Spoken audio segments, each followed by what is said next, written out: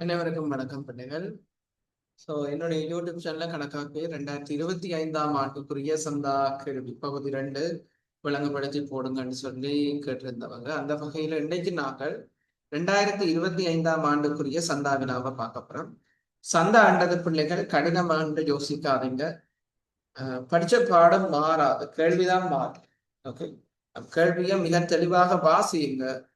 கண்ணால பார்த்து விட போடல, அது கேள்வியை வாசிச்சாதான் விட போடல. ஓகே, பந்திய பார்த்து பயப்படாதீங்க. ஏன்னா பந்திக்குள்ள இருக்க விஷயங்களை வாசிச்சு வாசிச்சு உடைச்சு உடைச்சு செய்து கொண்டு போக ஆட்டோமேட்டிக்கா விட வந்து. ஓகே, அந்த வகையில இன்றைக்கு நாங்கள் 2025 சந்தாக்கள் முதலாவது பாருங்க. ராதிகா விளையாட்டுக் கழகத்தினுடைய புத்தகங்களில் இருந்து பிரித்தெடுக்கப்பட்ட தகவல். அப்ப இங்க நிதியாண்ட பாத்தீங்கன்னா தெரியும் பிள்ளைகள், வேண்டப்படுவதில் பாருங்க. சந்தா கணக்கு, வருமான கூற்று, உரிமையாளர், 3 கேள்வி 15 மார்க்ஸ் கேட்டிருக்காங்க. அப்ப இதுல நிதியாண்டு 31/3/2025 முடிவடைந்த பிள்ளைகள். ஆகவே இந்த நிதியாண்டு எப்ப ஆரம்பித்திருக்கும்? 1/4/2024 ஆரம்பிக்கப்பட்டிருக்கு. அப்ப நிதியாண்டு யோசிச்சுட்டு தான் கணக்கு செய்ய தொடங்கும். அப்ப திரண்ட நிதி தந்திருக்காங்க. இதுல சில தரவுகள் தந்திருக்காங்க, சொத்து பொறுப்புகள், உரிமையாண்மை தொடர்பாக. அப்ப ஞாபகம் வச்சுக்கொள்ள வேண்டிய விடயம் பிள்ளைகள், எந்த ஒரு கேள்வியிலையும் இந்த ஹைஃபன் அல்லது குடி டேஷ் போட்டு வந்தா அதுல எந்த விதமான தரவுகளும் இல்லை. எங்கேயாவது கொஸ்டின் மார்க் இருந்தா அந்த தரவுகளை நீங்கள் கண்டுபிடிக்க வேண்டி இருக்கும். இது பார்க்க பந்தி போல இருக்கும் பிள்ளைகள், பெருசா ஒன்றும் இல்லை, இலகுவான கேள்வி. விளையாட்டுக் கழகம் 31/3/2024 உள்ளவாறு 60 அங்கத்தவர்களை கொண்டிருந்தது. இவர்களுள் 10 பேர் ஆயுள் அங்கத்தவரா? அப்படின்னா வருடாந்த சந்தாவினை செலுத்துறாக்கள் எத்தனை பேர் இருக்கிறாங்க? 50 பேர் இருக்கிறாங்க. கடந்த நிதியாண்டினுடைய இறுதியில 10 பேர் ஆயுள் அங்கத்தவர். ஆயுள் அங்கத்துவ கட்டணமானது வருடந்தோறும் வருமானமாக இனங்காணப்படுகிறது. அப்ப ஆயுள் அங்கத்துவ கட்டணத்தை பாருங்க, ஆரம்பத்துல 400, இறுதியில 320. அப்ப ஆயுள் சிந்தா கணக்கை நீங்கள் ஈஸியா பாத்தீங்கன்னா விடைய கண்டுபிடிச்சிடலாம். எந்த விஷயம் என்றது, ஆரம்ப மீதி 400 தந்திருக்கா, இறுதியில மீதி 320 கண்டா பிள்ளைகள். எவ்வளவு தொகை இந்த முறை வருமான கூற்றுக்கு வருமானமாக இனம் காணப்பட்டிருக்கின்றதை கண்டுபிடிக்கணும். மாற்றியது கணக்கை சமப்படுத்தி பாருங்க. ஆயுள் அங்கத்துவ நிதி பிள்ளைகள் உரிமையாண்மை, ஆகவே கட்டாயம் ஆயுள் அங்கத்துவ நிதி என்ன செய்யணும்? செலவு மீதியாக காணப்படும். மீதி வந்தது செலவு மீதியாக இருக்கு. அப்ப இதுல இருந்து பாருங்க பிள்ளைகள், எவ்வளவு கண்டுபிடிக்கிறோம்? 80,000 என்ன, 80,000 என்னவாக இருக்கும் பிள்ளைகள்? ஆயுள் அங்கத்துவ கட்டணம், ஆயுள் சந்தா வருமானமாக இனங்காணப்பட வேண்டும். ஆயுள் சந்தா வருமானமாக 80,000 இனம் காணப்பட வேண்டும். விளங்கிச்சுதா பிள்ளைகள்? ஓகே, அப்ப இந்த ஆயுள் சந்தா கணக்கை வச்சுக்கொண்டா ஆயுள் சந்தா வருமானம் எவ்வளவு? ஆயுள் சந்தா கிடைச்சிருந்தா பிள்ளைகள் இந்த வருஷம் காசு கணக்கு வரவு, ஆயுள் சந்தா கணக்கு செலவு வந்திருக்கு. இந்த கேள்வியில அப்படி ஒன்றும் வரையிட்ட. சோ காசு கிடைச்சதையும் பதிஞ்சு பார்க்கணும், தந்திருந்தா. அடுத்தது பாருங்க, அங்கத்தவர் ஒருவருக்கான வருடாந்த சந்தா 12,000 ஆகும். வருடத்தின் ஆரம்பத்தில் முழுமையாக அல்லது 1000 வீதம் மாதாந்த சமதவணை கொடுப்பனமாக செலுத்தும். 2 விதமா காசை கட்டலாம். ஒன்று, 12,000 ஒரேடியா கொண்டு போய் முதலாவது நாள் கட்டணும், அல்லது 1000 என்று மாதம் மாதம் கட்டணும். தொடர்ந்து சொல்றாங்க, சந்தாவானது வருட ஆரம்பத்தில் முழுமையாக செலுத்தப்பட்டால் மாசம் மாசம் கட்டாம ஒரேடியா கொண்டு போய் 12 மாச காசு 12,000 கட்டினா 10% கழிவு கொடுக்குறான். ஆனா மாசம் மாசம் கட்டினா கழிவு இல்ல, ஒரேடியா கட்டினா கழிவு கிடைக்குது. தொடர்ச்சியாக சொல்றாங்க பாருங்க, பெறப்பட்ட தேறிய சந்தா பணத்தை வருமானமாக இனங்காண்பது கழகத்தினுடைய கொள்கை. உதாரணமா, ஒருத்தர் முதலாம் தேதியே பிள்ளைகள் ஒரு 12,000 கொண்டு போய் சந்தாவாக கட்ட போறேன் என்றா அவருக்கு என்ன கிடைக்கும்? 10% டிஸ்கவுண்ட் கிடைக்கும். 10 வீதம் 1,200 கழிச்சா எவ்வளவு தொகையை மட்டும் நாங்கள் சந்தா வருமானமாக இனங்கண்டாச்சது? 10,800 தான் இனங்காண வேண்டும். ஒருத்தர் தொடர்பாக, ஒரு நபர் தொடர்பாக. ஓகே, அடுத்தது பாருங்க, இந்த வருடத்துல 15 புதிய அங்கத்தவர்கள் இணைந்து கொண்டிருக்கிறார்கள். ஓகே, இவர்கள் ஒருவர் விளையாட்டு கழகத்தில் இணையும் போது 5000 அனுமதி கட்டணம் செலுத்த வேண்டும். அப்ப அனுமதி கட்டணம் என்றது பிள்ளைகள் ரெஜிஸ்ட்ரேஷன். அப்ப 15 பேர் சேர்றாங்க, ஒருத்தர் 5000 படி காசு கொடுக்கணும். சில பிள்ளைகள் நான் தொகை 3000 இல்லாம போடலாம்.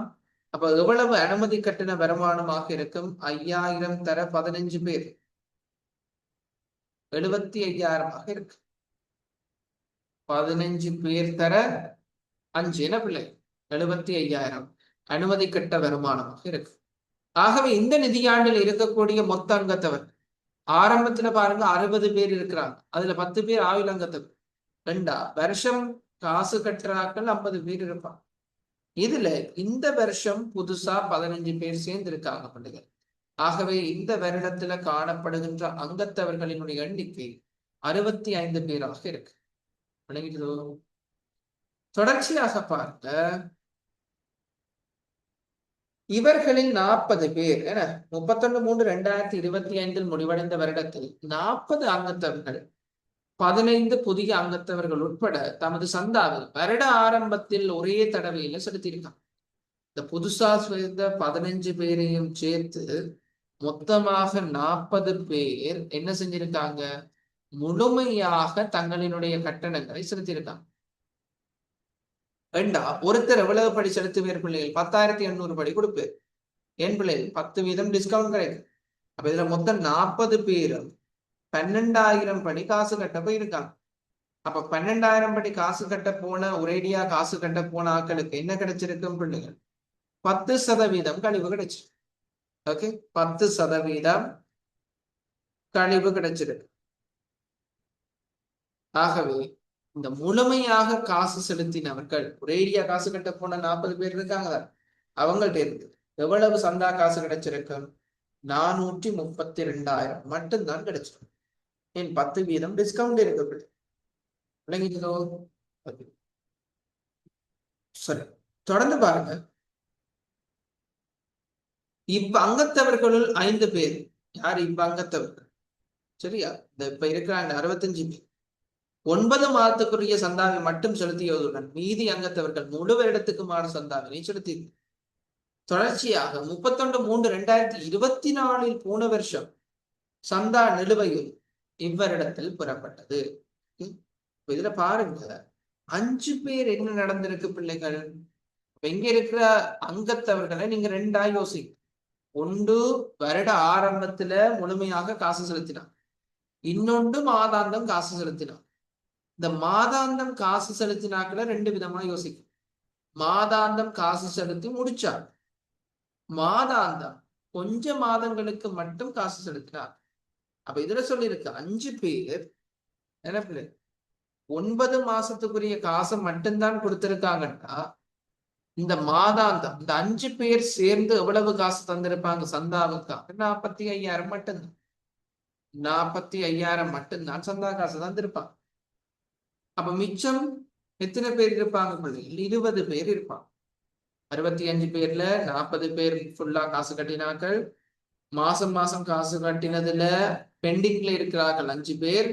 அப்ப ஃபுல்லா காசு கட்டினார். மாதாந்தம் 12,000 படி காசு கட்டின மொத்த ஆக்கள் எத்தனை பேர் இருப்பாங்க பிள்ளைகள்? 20 பேர் இருப்பாங்க. இந்த 20 பேரும் எவ்வளவு படி காசு கட்டி இருப்பாங்க? 12,000 படி காசு கட்டி இருப்பாங்க. அப்ப இந்த 20 பேர்ல இருந்து எவ்வளவு காசு கிடைச்சிருக்காங்க? 240,000 காசு கிடைச்சிருக்கு. எவ்வளவு காசு கிடைச்சிருக்கும்? 240,000. இதை தவிர்த்து பாருங்க பிள்ளைகள், ஆரம்ப நிலுவை எத்தனை பேர் என்று சொல்லல பிள்ளைகள். உங்களினுடைய தரவுல பாருங்க, நிலுவை சந்தா ஆரம்பத்துல 30 பேர் இருக்கு. 30,000 ரூபாய் இருக்கு. 2024 கண்டுட்டீங்களா? 30,000 ரூபாய் சந்தா நிலுவையாக இருக்கு. அப்ப ஆரம்ப நிலுவை எவ்வளவு? 30,000. அந்த 30,000 சந்தா கணக்குல என்னவாக இருக்கும் பிள்ளைகள்? ஆரம்பம் பெற வேண்டியதாக இருக்கு. ஆரம்பம் பெற வேண்டியதாக இருக்கு. ஓகே, அடுத்தது பாருங்க, இந்த 30,000 ரூபாய் காசும் ஃபுல்லா கிடைச்சிருக்கு. மொத்தமாக இந்த வருஷத்துல கிடைச்ச காசை நாங்கள் எப்படி கேட்டகரைஸ் பண்றோம்? பாருங்க, இந்த வருஷம் கிடைச்ச காசு எவ்வளவா இருக்கு? இவ்வளவுத்தையும் கூட்டம். எல்லோ கலர் பாக்ஸுக்குள்ள இருக்கு எவ்வளவு பேருமா? எல்லோ கலர் பாக்ஸுக்குள்ள இருக்கிறது எவ்வளவுத்தையும் கூட்டுங்க, 747,000 தரம். எப்படி நாங்கள் பிரிக்கிறோம்? இந்த 747,000 காசு உண்டு 40 பேர் வருஷ தொடக்கத்துல கொடுத்தாங்க. இந்த 40 பேருக்கு மட்டும் டிஸ்கவுண்ட் கிடைச்சு மாசம் மாசம் காசு கட்டி ஃபுல்லா காசு கட்டி முடிச்சாக்கள் 20 பேர் 12,000 படி காசு தந்திருப்பாங்க. மாசம் மாசம் கட்டினதுல 5 பேர் 9 மாசம் காசு தந்திருக்காங்க. என்ன அப்ப மிச்சம் 3 மாசம் காசு என்ன செய்யல தரையில. அப்ப 5 பேர்த்த காசு என்னவாக இருக்கும் பிள்ளைகள்? எங்களுக்கு இறுதியில நிலுவை சந்தாவாக இருக்கும். இறுதியில நிலுவை சந்தாவாக இருக்கும். எத்தனை மாச காசு பிள்ளைகள்? 3 மாச காசு. 9 மாசம் தந்துட்டாங்க தானே. ஓகே, அப்ப 3 மாச காசு எவ்வளவு? 3000 ரூபாய் தர வேண்டியிருக்கு. ஆகவே இறுதியில பெற வேண்டிய சந்தா பண்ணீங்க. அடுத்தது போன வருஷம் பெற வேண்டிய இந்த சந்தா கிடைச்சிருக்கு. அப்ப மொத்தமா காசு கிடைச்சது 747,000 இலகுவாக கண்டுபிடிக்கும். இந்த கேள்வியில பாருங்க, சந்தா 2 விதமா தான் கட்டணும். ஒன்று வருஷ தொடக்கத்துல கட்டலாம், அல்லது 1000 ரூபாய் மாசம் மாசம் கட்டலாம். வேண்டாம் ஆரம்பத்துல எக்ஸ்ட்ராவா கட்டி வைக்கணுமா? கட்டி வைக்க இயலாது. அப்ப இங்க ஆரம்ப முற்பணம் எதுவுமே அல்லது இறுதியில முற்பணம் எதுவுமே இருக்காது பிள்ளைகள். ஏனென்றது விளங்கிக்கலாம்.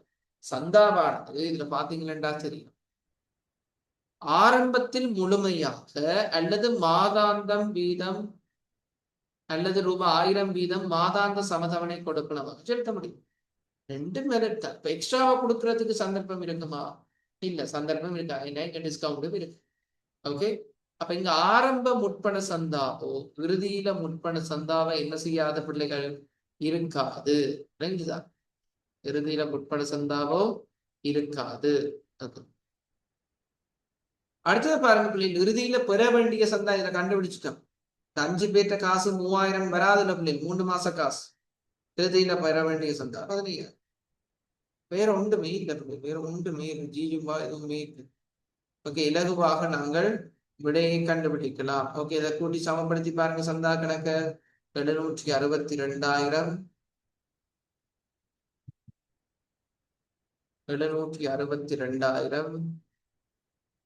ஓகே, எவ்வளவு தொகை வருமானமாக இனங்காணப்பட வேண்டும்? 732,000 வருமான கூற்றுக்கு மாற்றப்பட வேண்டிய சந்தா தொகையாக. இங்க நாங்க பிள்ளைகள் ஒரேடியா பார்க்கலாம். ஒவ்வொருத்தர் ஒவ்வொரு விதமாக சந்தா செலுத்துறாங்க. அப்ப நாங்க ஒரேடியா ஒரு தொகையை 65 பேருக்கு பெருக்கி போட்டு போடணும். ஓகே, அப்ப இங்க வருமான கூற்றுக்கு மாற்றிய சந்தா வருமானம் சந்தா 732,000 இருக்கு. சரிதானே? இனி மிச்சத்தை பாருங்க. மிச்சம் இலகுவாக இருக்கு. பயன்படுத்தப்பட்ட மற்றும் பயன்படுத்துவதற்கு இணங்கிய மொத்த தொகையின் அடிப்படையில் நன்கொடையானது வருமானமாக இனங்காண்பது கழகத்தினுடைய கொள்கை. பயன்படுத்திய நன்கொடை தான் அல்லது எவ்வளவு பயன்படுத்துவோம் என்று யோசிச்ச நன்கொடை தான் வருமானமாக இனங்காணப்படும்.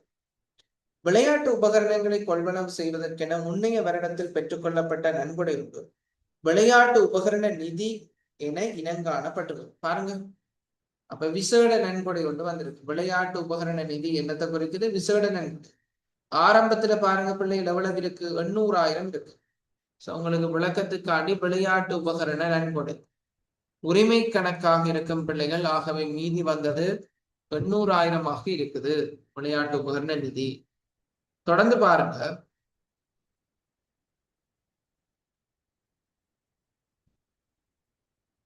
(31/3/2025) முடிவடைந்த வருடத்தில் விளையாட்டுக் கழகம் 4 லட்சம் கிரயமுள்ள விளையாட்டு உபகரணங்களை காசுக்கு கொள்வனம் செய்தது.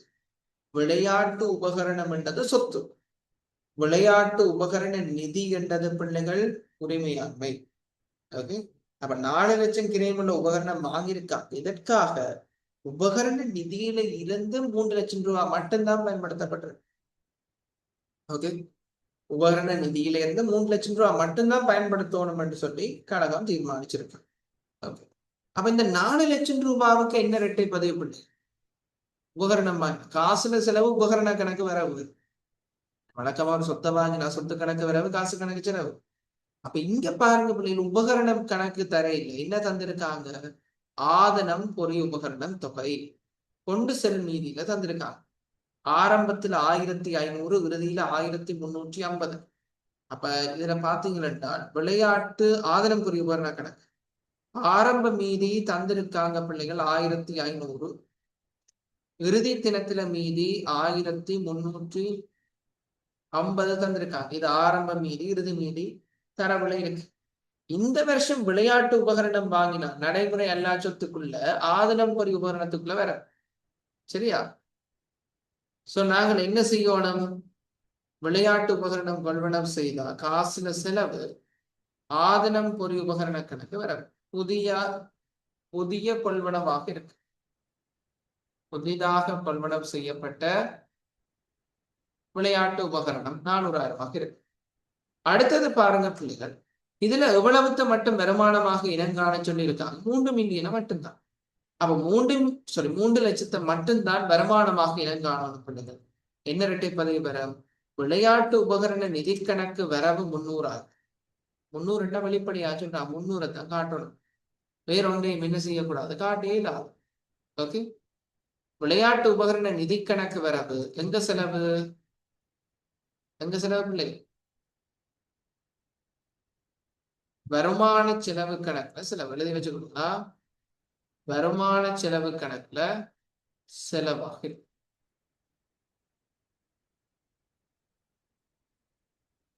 வருமான செலவு கணக்குல செலவு.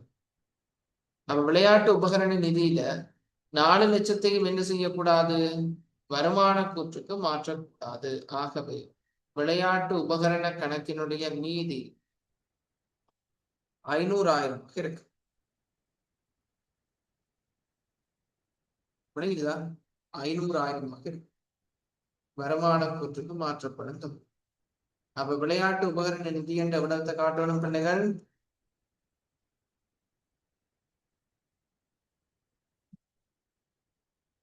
உபகரண நன்கொடையா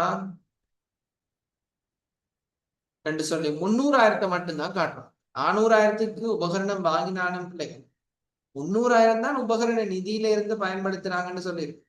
அப்ப 3 லட்சத்தை மட்டும்தான் என்ன செய்யணும்? நீங்கள் வருமானமாக காட்டணும். ஓகே, தொடர்ந்து பாருங்க பிள்ளைகள். இதுல கடைசி பாயிண்ட பார்த்துட்டு மேல பார்ப்போம். விளையாட்டு உபகரணங்கள் கொள்வனவு தவிர இவ்வருடத்தில் ஆதனம் பொறி உபகரணங்களின் கொள்வனவோ அகற்றலோ இடம்பெறவில்லை. அப்ப ஆதனம் பொறி உபகரண கணக்கை பாருங்க. இந்த விளையாட்டு உபகரணம் வாங்கின தவிர கொள்வனவும் இல்லை, அகற்றலும் இல்லை. புதுசா எதையும் வைக்கவும் இல்லை, வாங்கவும் இல்லை, எக்ஸப்ட் இந்த புதிய கொள்வனவு தவிர்த்து. ஓகே, அப்ப இந்த கணக்கை நீங்கள் சமப்படுத்தினா என்னத்தை கண்டுபிடிக்கலாம் பிள்ளைகள்? விளையாட்டு உபகரண பெருமான தீவு எவ்வளவு கண்டத கண்டுபிடிக்கலாம். எவ்வளவு வரப்போகுது பிள்ளைகள்? விளையாட்டு உபகரண பெருமான தீவு 550,000 இருக்கு.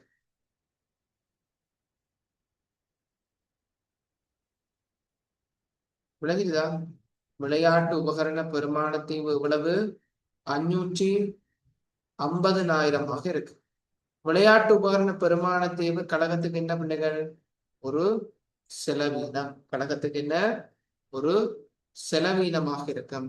கழகத்தினுடைய வருமான கூற்றுல பெருமானத்தை ஆதனம் பொறி உபகரண பெருமான தீவாக காட்டப்படும்.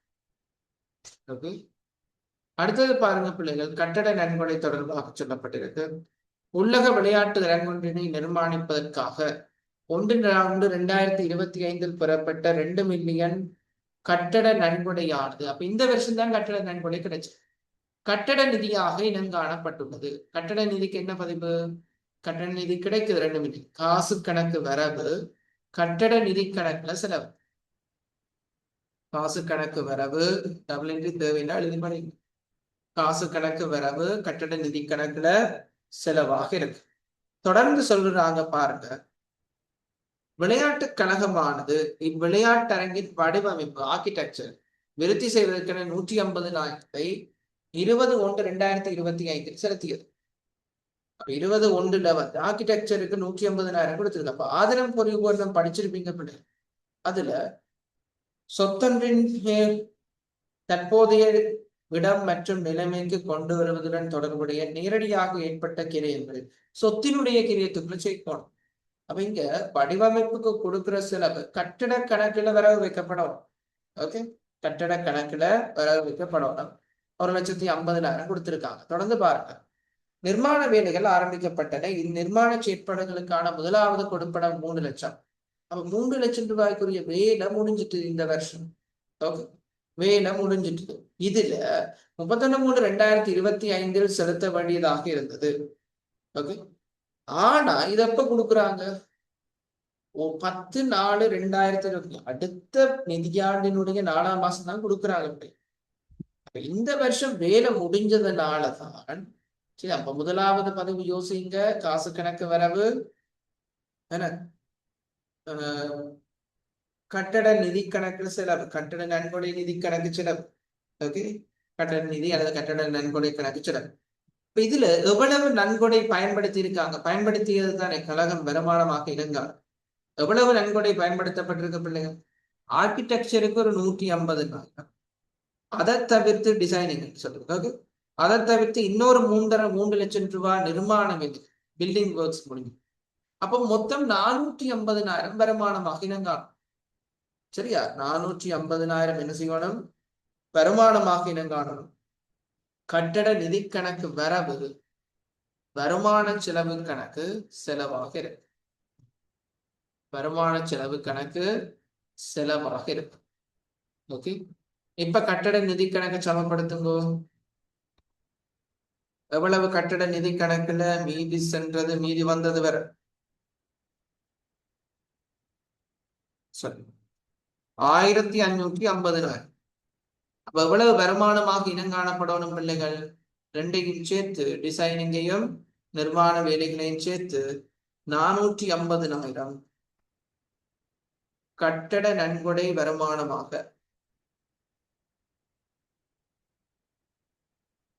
இவ்வரிடம் இனங்காணப்படும். இவ்வரிடம் இனங்காணப்பட வேண்டும். விளைவுதான பிள்ளைகள். ஓகே, இலகுவான கேள்வி. இந்த பந்தியா இருக்கிறது தான் கடமை பேர் ஒழுங்காச்சு. ஓகே, தொடர்ந்து பாருங்க. அப்ப இந்த கட்டிட குறை வேலை என்றது ஏன் இதுல நடைமுறை வேலை என்று தந்திருக்காங்க பாத்தீங்க. ஏன்டா பில்டிங் ஒர்க் முடியல, 2 மில்லியனுக்கு நன்கொடை கிடைச்சிருக்கு. சோ அதுல 450,000 300,000 மட்டும்தான் பஞ்சிருக்காங்க. 150,000 சேர்த்து பதிக்கணும். இங்க வந்து நிதி நிலைமை கூற்று கீழே தான் கேட்டு இருந்தா இந்த கட்டட நடைமுறை வேலை கடைசியா நடைமுறை எல்லா சொத்துக்கு போயிருக்கு. அதுவும் 300,000. அந்த ஆர்கிடெக்சர் அடுத்ததுல வேற அந்த ஆர்கிடெக்சர் ஃபீயும் சேர்த்து 450,000 நடைமுறை எல்லா சொத்துக்கு போயிருக்கும். ஏன் நடைமுறை வேலைன்னு போட்டிருக்காங்கன்னா பில்டிங் ஒர்க் கம்ப்ளீட் ஆகு. ஓகே, அவ்வளவுதான் பெருசான. அடுத்தது பாருங்க. இவ்விளையாட்டுக் கழகத்தின் நடைமுறை வருடத்துக்கான செயற்பாட்டு செலவு 550,000 கணிப்பிடப்பட்டது. இது உள்ளக விளையாட்டரங்க வடிவமைப்பு கிரியத்தையும் உள்ளடக்கியுள்ளது. இப்ப நாங்க படிச்சிருக்கோம் பிள்ளை, இந்த 150,000 வடிவமைப்பு செலவு கட்டட கணக்குக்கு போகும். கட்டட குறைவேலையாக இருக்கு, கட்டட கணக்கு போகணும். அது செயற்பாட்டு செலவுகளை சேர்த்தது பிள்ளை. ஆகவே செயற்பாட்டு செலவு சரியான தொகை எவ்வளவு காட்டணும்? 400,000 மட்டும்தான்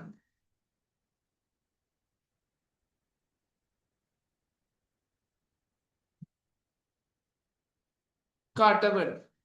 ஏன் 150,000 காட்டக்கூடாது? நீங்க எல்கேஎஸ் 16 படிச்சதையும் நீங்க அப்ளை பண்ணணும்.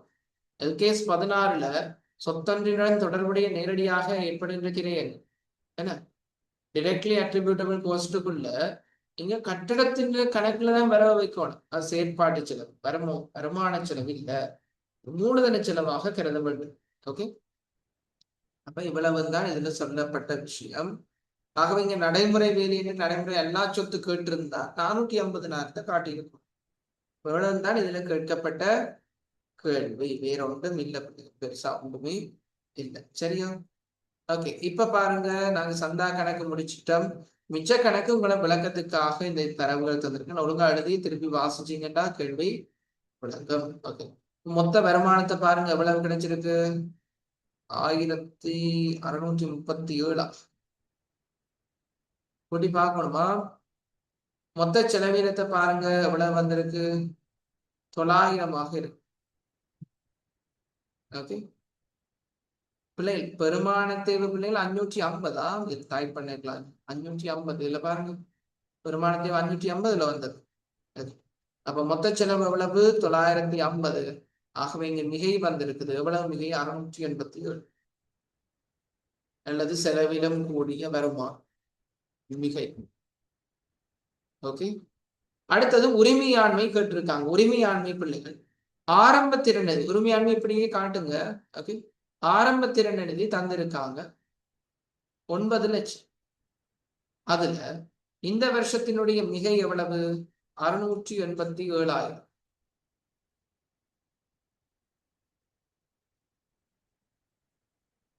சரி, 687,000. ஆகவே பிள்ளைகள் இந்த ரெண்டையும் கூட்டி நாங்களுக்கு என்ன வரும்? இறுதி திரண்ட நிதி வரும் 31/3/2025 திரண்ட நிதி. ஓகே. எவ்வளவு வரும் பிள்ளைகள்? ரெண்டையும் கூட்டி பாருங்க. 1587,000. சரியா? அப்ப உரிமையாண்மைக்குள்ள வேற என்ன விஷயம் வரும்? திரண்ட நிதியோட விசேட நன்கொடை ஆயுள் சந்தா நிதி வரும். விசேட நன்கொடைகளும் ஆயுள் சந்தா நிதியும் வரும். ஓகே. சரி, இதுல பாருங்க.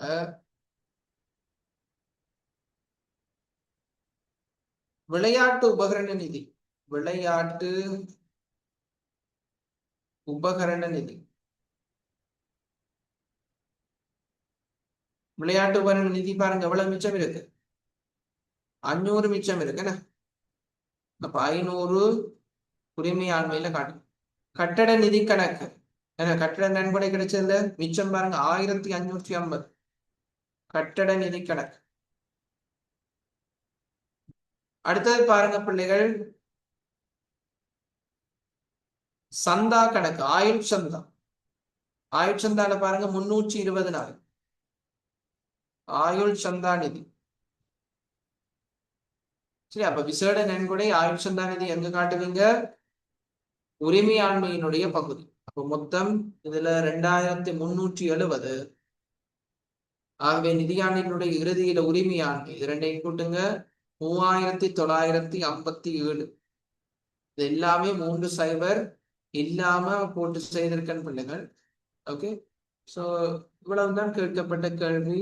கேள்வியை வடிவா வாசிங்க. விடவரம் ஏதாவது டவுட் இருந்தா கமெண்ட் பண்ணுங்க. வீடியோ பிரியோசனமா இருந்தா கட்டாயம் உங்களோட ஃப்ரெண்ட்ஸுக்கும் ஷேர் பண்ணி கொடுங்க. பாய்.